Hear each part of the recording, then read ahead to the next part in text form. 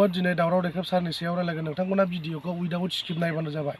दावराव देख्रेब सारखौ माने क'क्राझार पुलिस स्टेशननि एसपिआ हरनि समाव मिडनाइट हर गेजेराव थांनानै दावराव देख्रेब सारखौ न'आव थांनानै वाल बारनानै थिखोनानै लाबोदों। उइदाउट एनि वारेन्ट उइदाउट एनि केस बिथांखौ क'क्राझार पुलिस स्टेशननि एसपिआ हर गेजेराव थांनानै हमनानै लाबोदों। बियो ओरैबायदि दुखुनांथाव आरो भेरि आनफर्चुनेट। बिथाङा माने जोंनि दावराव देख्रेब सारा जेब्ला माने हराव पुलिसफोरजों हमनानै लाबोजाखांनायनि उनाव जोङो खबर मोननानै सारखौ जोङो फुङाव जेब्ला मर्निं टाइमाव नायनो थाङो बे टाइमाव जोङो एसआइनाव सोंदोंमोन मानि थाखाय दावराव देख्रेब सारखौ पुलिसफ्रा हरनि समाव थांनानै उइदाउट एनि नटिस उइदाउट एनि वारेन्ट लेटार गैयाजासे केस गैयाजासे माब्रै न'आव थांनानै वाल बारनानै बोरै हाबनानै बिथांनि न'आव हाबनानै जेसेबां रुम दं बाव A to Z बोला नायदों माबाफोर दङ नामा माबा मोनसे मोनगोन नामा बेखौ नायदों। खिन्थु बिथांमोना माखासे पलिसि खालामनानै दावराव देख्रेब सारखौ बेबायदि दिनैनि दिनाव खालामदों। आरो पुलिसफोरा जेब्ला जों थाङो सोंदों एसआइनाव एसआइआ बुंदों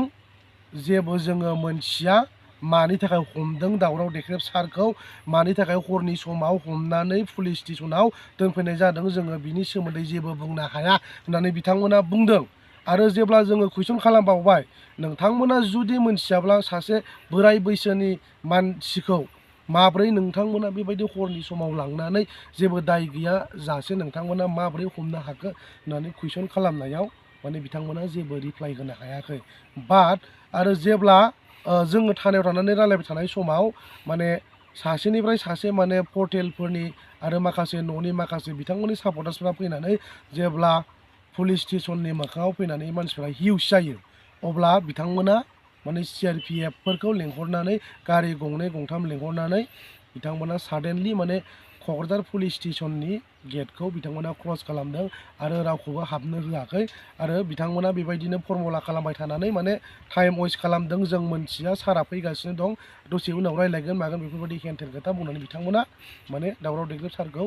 दोनबाय थादों माने पुलिसनि कास्टडियाव। ओमफ्राय जोबथारनायाव बेलासि टाइमाव बिथांखौ फर्मुला खालामनानै बिथांखौ जेलाव दैथायहरनाय जादों लोगोफोर। बेयो जोंनि थाखाय जोबोद लाजिथाव। ओंखायनो आं जोबथारनायाव फाइनालि रायजो राजाफोरखौ आपिल खालामो बे भिडिअनि गेजेरजों दिनै आसाम सरकार BTC सरकारा पलिसि मेकिं खालामनानै जोंनि जेसेबां माने लिडार्सफोर दं आरो ससियेल मिडियायाव जायफोर एक्टिभ थायो बिथांमोनखौ दिनै माखासे षड़यन्त्र खालामनानै प्रमद बर'नि दैदेननायाव माखासे आरो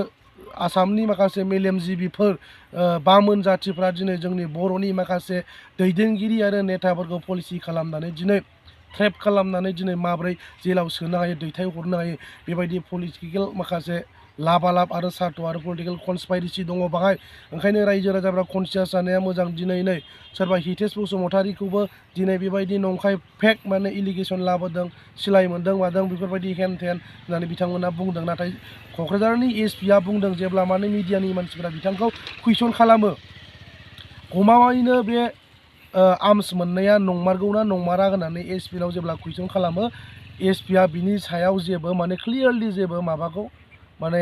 इन्टारप्रिटेसन खालामनो हायाखै ब्रडलि बिथाङा कनफिउस। बिथांमोना जेब्ला माने कुइसन खालामदों जुदि नंमारगौबा बिथांमोना ससियेल मिडियायाव मानो बुंनो हायाखै साननो गोनां बाथ्रा। स' रायजो राजाफ्राबो कनसियास जा जायखौनो मोनो बेखौनो दिनैनि दिनाव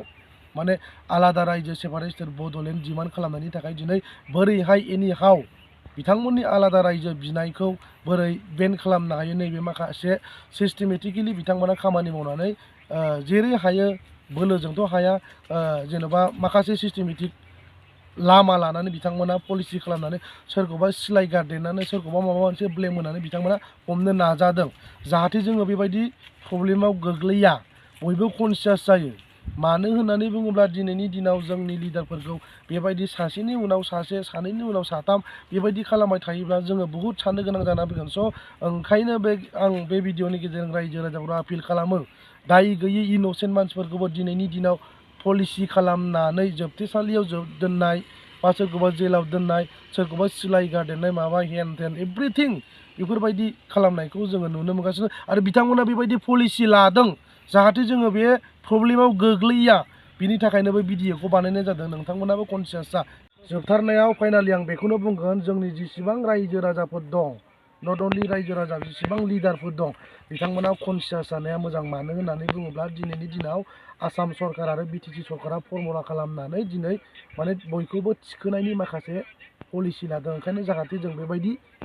जों गोग्लैया बेबायदि प्रब्लेमाव जोङो गोग्लैया स' नोंथांमोना कनसियास जानाया मोजां माने ओरैबायदि माने बिथांमोना जेरैखि जाया माने हमनानै माने जेलाव सोनाय माबा मोनसे आर्मस गारदेनानै बिथांखौ दाय होनानै माने जोबथेसालियाव लांनाय सोरखौबा माबा खालामनाय हेन थेन बेबायदि स्टाइलनि बिथांमोना खामानि मावगासिनो दङ